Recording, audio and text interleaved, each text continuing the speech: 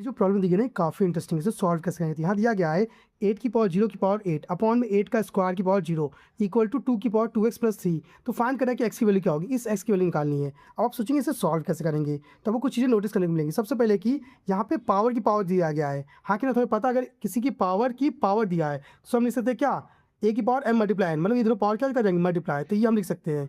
तो अगर पावर की पावर है तो उसे हम क्या कर सकते हैं, मल्टीप्लाई कर सकते हैं, हाँ कि ना। तो आप इस केस में इसे क्या लिख सकते हैं, 8 की पावर 0 की पावर क्या 8 है, तो आप कह सकते हैं 8 की पावर 0 मल्टीप्लाई 8, मतलब कितना आएगा, 0 आ जाएगा, हाँ कि ना। और हमें पता है किसी की पावर अगर 0 है तो उसका आंसर क्या आएगा, 1 आ जाएगा। सेम आप नीचे में देख सकते हैं, 8 की पावर 2 की पावर 0 है तो पावर क्या करेंगे, मल्टीप्लाई, तो 8 की पावर 2 मल्टीप्लाई 0 मतलब कितना आएगा, 8 की पावर 0, और 8 की पावर 0 मतलब क्या, 1। तो आप कह सकते हैं इसकी जगह और इसकी जगह आप क्या लिख सकते हैं, 1 लिख सकते हैं। तो 1/1 आ गया इक्वल टू 2 की पावर 2x प्लस 3, ये आपका बन गया। इतना क्लियर।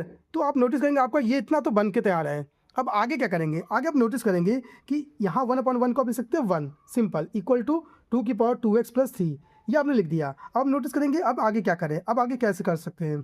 तो अब नोटिस करते हैं, आपको रूल पता है कि किसी की पावर अगर 0 है तो उसकी वैल्यू क्या होती है, 1। अब किसी की पावर अगर 0 है तो उसकी वैल्यू 1 हो जाएगी। तो आप कह सकते हैं इस a की जगह क्या आप 2 ले सकते हैं, 2 की पावर 0, उसका भी तो आंसर 1 ही होगा, हाँ कि ना। तो अब नोटिस करेंगे हमने 2 ही क्यों लिया, 3 4 5 6 ये क्यों नहीं लिया, क्योंकि अगर आप 2 लेते तो बेस आपके इक्वल हो जाएंगे, इधर साइड और इधर साइड, इसलिए हम 2 ही लेंगे। तो इस 1 की जगह लिख सकते हैं क्या, 2 की पावर 0 इक्वल टू 2 की पावर 2x प्लस 3।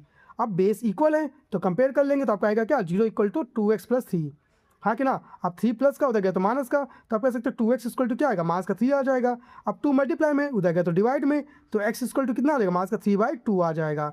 तो आपका आंसर क्या आएगा, x इक्वल टू माइनस का 3/2, और इस तरह से आपकी ये प्रॉब्लम सॉल्व हो जाएगी। आई होप आपको समझ में आया होगा कि भाई कैसे सॉल्व हुआ है। अगर आपके पास मैथ से रिलेटेड कोई प्रॉब्लम है तो आप हमारी वीडियो में कमेंट करके हमें बता दीजिएगा, उसका सोल्यूशन आपको बता देंगे। तो आज की क्लास के लिए धन्यवाद।